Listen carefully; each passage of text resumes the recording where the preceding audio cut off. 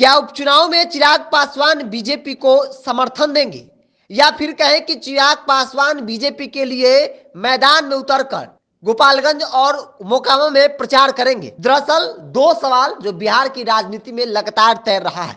इस सवाल का जवाब अब तक नहीं मिल पाया है। इस सवाल का जवाब सिर्फ चिराग पासवान ही दे सकते हैं। दरअसल एक खबर दिल्ली से कल पटना आई जिसमें यह कहा गया कि चिराग पासवान कल दिल्ली से पटना आ रहे थे। इस बीच उन्हें बीजेपी के एक बड़े नेता का फोन चला जाता है और फोन रिसीव करते ही चिराग पासवान तुरंत अपना रूट बदल लेते हैं और एयरपोर्ट जाने के बजाय वो बीजेपी नेता के पास पहुंच जाते हैं। जिसके बाद ये लगातार कहा जा रहा है कि बीजेपी नेता जो है वो गठबंधन के स्वरूप को तय करने के लिए उपचुनाव में क्या करना है या लोकसभा में क्या करना है और लोजपा रामविलास बाकी समयों तक बिहार में नीतीश कुमार को कैसे विरोध करेगी, पसीना कैसे छुड़ाएगी, इसको लेकर तमाम चर्चाएं होंगी।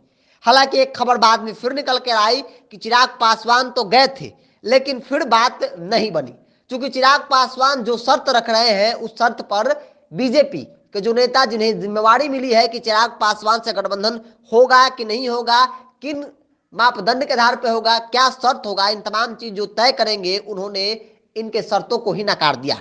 चिराग पासवान शुरू से लगातार इस जिद पर अड़े हैं कि चिराग उसी शर्त पर एनडीए में वापसी करेंगे जब तक उनके चाचा नहीं हटेंगे वहां से, यानी कि चाचा हटेंगे तभी ये एंट्री करेंगे। और ये बात बीजेपी नेताओं को, बीजेपी आलाकमान को किसी भी हालत में स्वीकार नहीं है।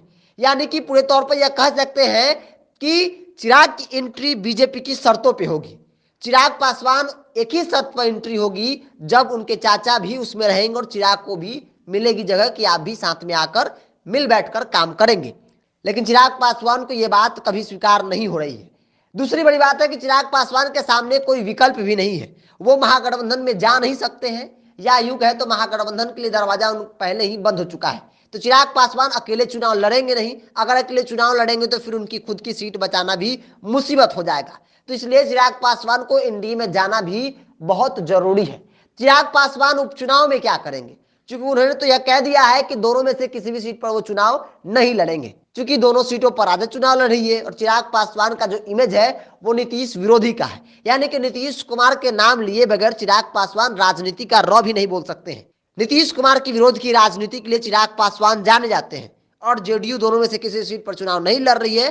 तो ऐसे में चिराग पासवान ने तय किया कि वो दोनों में से किसी भी सीट पर चुनाव नहीं लड़ेंगे। लेकिन चर्चा तेज थी कि दोनों सीटों पर चिराग पासवान जो है वो अपना समर्थन बीजेपी को देंगे, और इसी को लेकर यह बैठक दिल्ली में बुलाई गई थी। चिराग पासवान को बुलाया गया था कि गठबंधन का ऐलान आप कर दीजिए कि दोनों सीटों पर, जैसे मुकेश सहनी ने आरजेडी को समर्थन किया है, ठीक उसी प्रकार से आप भी, यानी कि चिराग पासवान की पार्टी और चिराग पासवान जो है वो बीजेपी को खुला समर्थन देती है।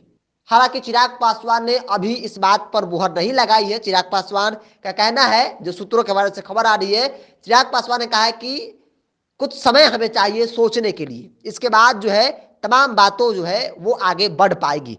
तो बीजेपी में एंट्री, यूं कहे तो एनडीए में एंट्री चिराग पासवान की एक ही शर्त पे हो सकती है जब इन्हें चाचा पशुपति पारस स्वीकार होंगे, यानी कि बिना स्वीकार किए हुए आप एंट्री आपकी संभव नहीं है। क्योंकि बीजेपी पे आरोप लगा है कि बीजेपी ने ही पार्टी को तोड़ा है। तो ऐसे में अगर चाचा को समय रहते निकाल दिया जाता है तो एक गलत मैसेज भी मार्केट में या राजनीति में जाएगा कि समय अनुसार और अपनी इच्छा, अपनी फायदा के लिहाज से कभी चाचा को सटाया तो कभी भतीजे को सटाया।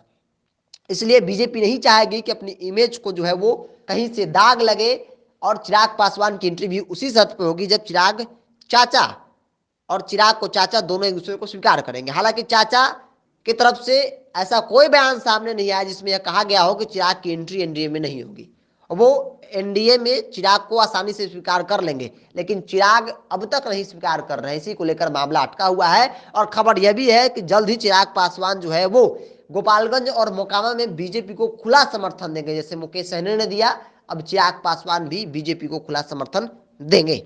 जीवन के दुखों से घबराना नहीं, अपनी समस्याएं हमें बताने से शर्माना नहीं, मिलेगा हर समस्या का समाधान, बन जाएंगे सभी बिगड़े काम। एस्ट्रो ठाकुर जी, घर बैठे पाएं हर समस्या का समाधान। Mobile number 8652114334। भी फोन लगाएं, समाधान पाएं। चाहे रूठे प्रेमी को मनाना हो या फिर लव मैरिज के लिए माता पिता को मनाना हो, नौकरी कारोबार की परेशानी या फिर रुका हुआ प्रमोशन, विदेश यात्रा या वीजा में परेशानी, घर में क्लेश, सास बहू या पति पत्नी में झगड़े, अपनी सोई हुई किस्मत को जगाएं, भाग्य को चमकाएं, तो अभी फोन लगाएं। एस्ट्रो ठाकुर जी, घर बैठे पाएं हर समस्या का समाधान। Mobile number 8652114334।